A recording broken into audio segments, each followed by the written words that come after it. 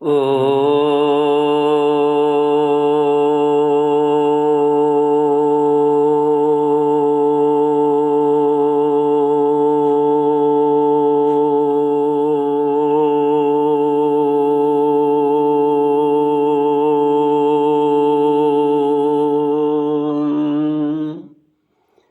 श्री गुरुचरण कमलेभ्यो नमः। श्री गणेशाय नमः। श्री सरस्वत्यै नमः। श्रीमद्भागवत भगवान की जय। श्री कृष्ण गोविंद हरे मुरारी, हे नाथ नारायण वासुदेव। श्री कृष्ण गोविंद हरे मुरारी, हे नाथ नारायण वासुदेव। ओम नमो भगवते वासुदेवाय। ओम नमो भगवते वासुदेवाय।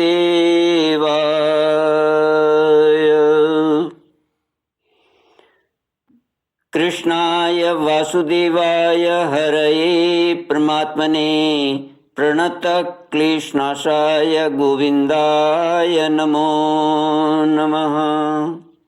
सच्चिदानन्दरूपाय विश्वोत्पत्त्यादिहेतवे तापत्रयविनाशाय श्रीकृष्णाय वयं नमः। सच्चित आनंद स्वरूप परमात्मा जो सृष्टि के उत्पत्ति, पालन और श्रृंगार करता है तथा जीवों के आध्यात्मिक, आदि दैविक, आदि भौतिक तापों को नष्ट करने वाले हैं, अर्थात जीवों के मानसिक, शारीरिक और भौतिक दुखों को दूर करने वाले हैं, उन श्री कृष्ण भगवान को हम नमस्कार करते हैं। श्री कृष्ण गोविंद हरे मुरारी, हे नाथ नारायण वासुदेव। श्रीमद् भागवत द्वादश स्कंद तृतीयोध्याय श्लोक 26 से श्री शुक उवाच। सत्वं रजस्तमा इति दृश्यन्ते पुरुषे गुणाः, काल संचोदितास्ते वे परिवर्तन्त आत्मनि। प्रभवन्ति यदा सत्त्वे मनोबुद्धीन्द्रियाणि च, तदा कृतयुगं विद्यात् ज्ञाने तपसि यद् रुचिः। 12वां स्कंध तृतीय अध्याय श्लोक 26 से। अलग अलग युगों में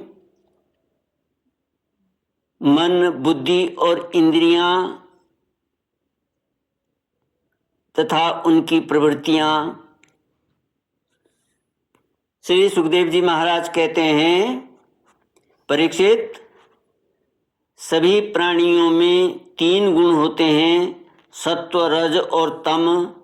काल की प्रेरणा से समय समय पर शरीर, प्राण और मन में उनका ह्रास और विकास भी हुआ करता है। जिस समय मन, बुद्धि और इंद्रियां सत्वगुण में स्थित होकर अपना अपना काम करने लगती हैं, उस समय सत्ययुग समझना चाहिए। सत्वगुण की प्रधानता के समय मनुष्य ज्ञान और तपस्या से अधिक प्रेम करने लगता है।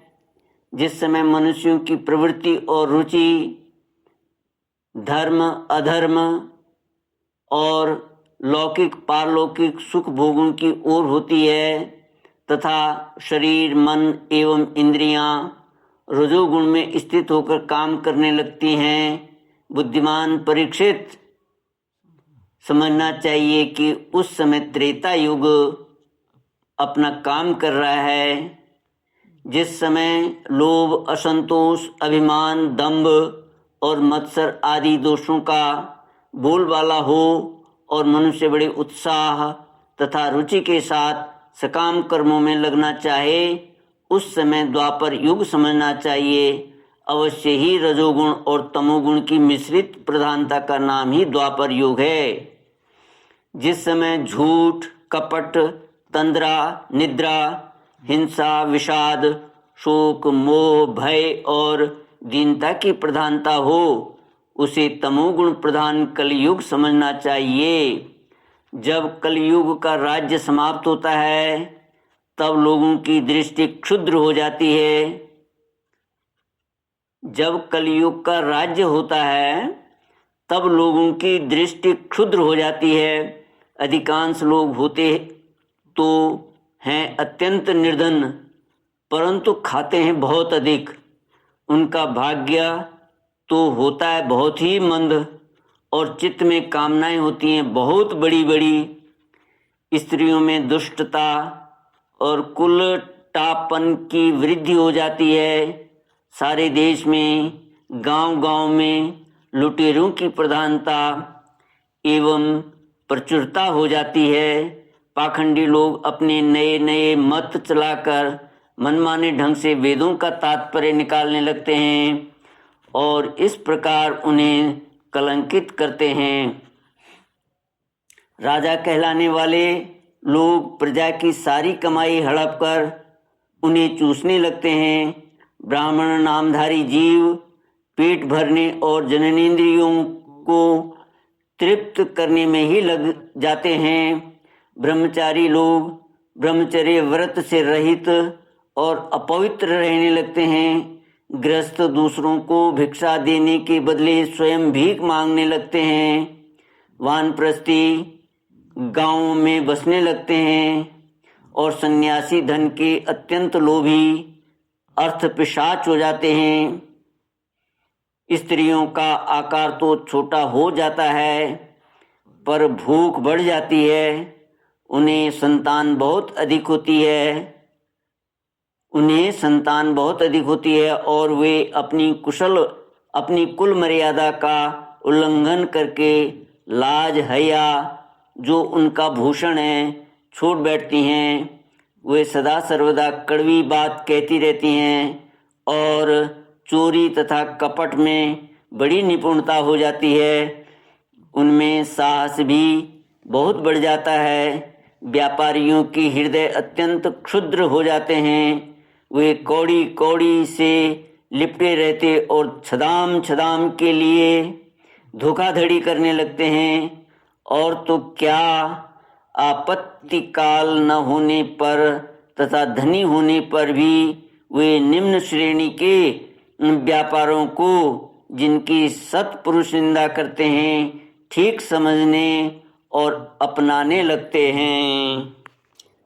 स्वामी चाहे सर्वश्रेष्ठ ही क्यों न हो, जब सेवक लोग देखते हैं कि इनके पास धन दौलत नहीं रही तब उसे छोड़कर भाग जाते हैं। सेवक चाहे कितना ही पुराना क्यों न हो परंतु जब वह किसी विपत्ति में पड़ जाता है तब स्वामी उसे छोड़ देते हैं। और तो क्या जब गौएं बकेन हो जाती हैं, दूध देना बंद कर देती हैं, तब लोग उनका भी परित्याग कर देते हैं। श्री कृष्ण गोविंद हरे मुरारे, हे नाथ नारायण वासुदेव। श्री सुखदेव जी महाराज कहते हैं, प्रिय परीक्षित, कलयुग के मनुष्य बड़े ही लंपट हो जाते हैं। वे अपनी काम वासना को तृप्त करने के लिए ही किसी से प्रेम करते हैं। वे विषय वासना के वशीभूत होकर इतने दीन हो जाते हैं कि माता पिता भाई बंधु और मित्रों को भी छोड़कर केवल अपनी साली और सालों से ही सलाह लेने लगते हैं। शूद्र तपस्वियों का वेश बनाकर अपना पेट भरते और दान लेने लगते हैं।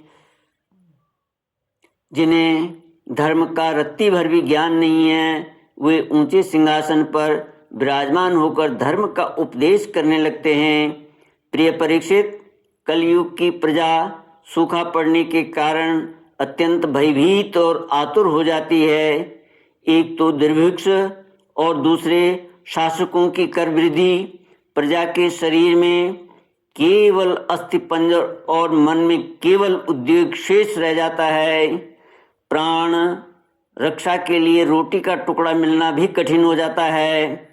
कलयुग में प्रजा शरीर ढकने के लिए वस्त्र और पेट की ज्वाला शांत करने के लिए रोटी, पीने के लिए पानी और सोने के लिए 2 हाथ जमीन से भी वंचित हो जाती है।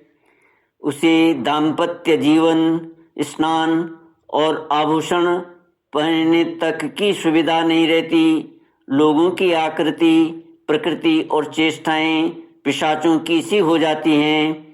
कलयुग में लोग अधिक धन की तो बात ही क्या, कुछ कड़ियों के लिए आपस में बैर विरोध करने लगते और बहुत दिनों के सद्भाव तथा मित्रता को तिलांजलि दे देते हैं।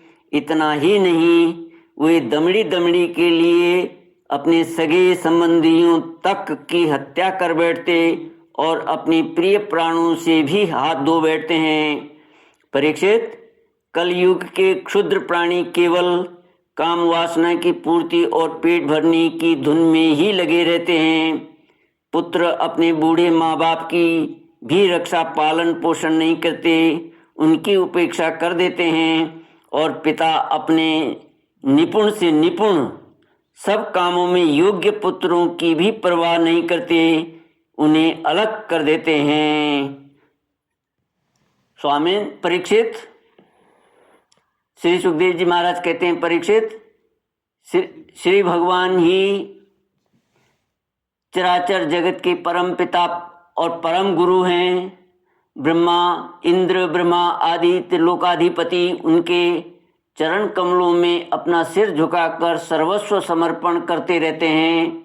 उनका ऐश्वर्य अनंत है और वे एक रस अपने स्वरूप में स्थित हैं, परंतु कलयुग में लोगों में इतनी मूढ़ता फैल जाती है, पाखंडियों के कारण लोगों का चित्त इतना भटक जाता है कि प्रायः लोग अपनी कर्म और भावनाओं के द्वारा भगवान की पूजा से भी विमुख हो जाते हैं। मनुष्य मरने के समय आतुरता की स्थिति में अथवा गिरते या फिसलते समय विवश होकर भी यदि भगवान के किसी एक नाम का उच्चारण कर ले तो उसके सारे कर्म बंधन छिन्न भिन्न हो जाते हैं और उसे उत्तम से उत्तम गति प्राप्त होती है। परंतु हाय रे कलयुग, कलयुग से प्रभावित होकर लोग उन भगवान की आराधना से भी विमुख हो जाते हैं। श्री कृष्ण गोविंद हरे मुरारे, हे नाथ नारायण वासुदेव। श्री सुखदेव जी महाराज कहते हैं, परीक्षित, कलयुग के अनेकों दोष हैं। कुल वस्तुएं दूषित हो जाती हैं, स्थानों में भी दोष की प्रधानता हो जाती है। सब दोषों का मूल स्रोत तो अंतःकरण है ही, परंतु जब पुरुषोत्तम भगवान हृदय में आ जाते हैं तब उनकी सन्निधि मात्र से ही सब के सब दोष नष्ट हो जाते हैं। भगवान के रूप, गुण, लीला, धाम और नाम के श्रवण, संकीर्तन, ध्यान, पूजन और आदर से वे मनुष्य के हृदय में आकर विराजमान हो जाते हैं और 1-2 जन्म के पापों की तो बात ही क्या, हजारों जन्मों के पापों के ढेर भी क्षण भर में भस्म कर देते हैं। जैसे सोने के साथ संयुक्त होकर अग्नि उसके धातु संबंधी मलिनता आदि दोषों को नष्ट कर देती है, वैसे ही साधकों के हृदय में स्थित होकर भगवान विष्णु उनके अशुभ संस्कारों को सदा के लिए मिटा देते हैं। परीक्षित, विद्या, तपस्या, प्राणायाम, समस्त प्राणियों के प्रति मित्र भाव, तीर्थ स्थान, व्रत, दान और जप आदि किसी भी साधन से मनुष्य के अंतःकरण की वैसी वास्तविक शुद्धि नहीं होती जैसे शुद्धि भगवान पुरुषोत्तम के हृदय में विराजमान हो जाने पर होती है। परीक्षित, अब तुम्हारी मृत्यु का समय निकट आ गया है। अब सावधान हो जाओ, पूरी शक्ति से और अंतःकरण की सारी वृत्तियों से भगवान श्री कृष्ण को अपने हृदय सिंहासन पर बैठा लो। ऐसा करने से अवश्य ही तुम्हें परम गति की प्राप्ति होगी। जो लोग मृत्यु के निकट पहुंच रहे हैं उन्हें सब प्रकार से परम ऐश्वर्यशाली भगवान का ही ध्यान करना चाहिए। प्यारे परीक्षित, सबके परम आश्रय और सर्वात्मा भगवान अपना ध्यान करने वाले को अपने स्वरूप में लीन कर लेते हैं, उसे अपना स्वरूप बना लेते हैं। परीक्षित, यूं तो कलयुग दोषों का खजाना है, परंतु इसमें एक बहुत बड़ा गुण है। वह गुण यही है कि कलयुग में केवल भगवान श्री कृष्ण का संकीर्तन करने मात्र से ही सारी आसक्तियां छूट जाती हैं और परमात्मा की प्राप्ति हो जाती है। सत्य युग में भगवान का ध्यान करने से, त्रेता में बड़े बड़े यज्ञों के द्वारा उनकी आराधना करने से और द्वापर में विधि पूर्वक उनकी पूजा सेवा से जो फल मिलता है वह कलयुग में केवल भगवान नाम का संकीर्तन करने से ही प्राप्त हो जाता है। श्री कृष्ण गोविंद हरे मुरारे, हे नाथ नारायण वासुदेव। इति श्रीमद्भागवते महापुराणे पारमहंस्यां संहितायां द्वादश स्कंदे तृतीयोऽध्यायः। ओम पूर्णमदः पूर्णमिदं पूर्णात् पूर्णमुदच्यते पूर्णस्य पूर्णमादाय पूर्णमेवावशिष्यते। ओम शांति शांति शांति।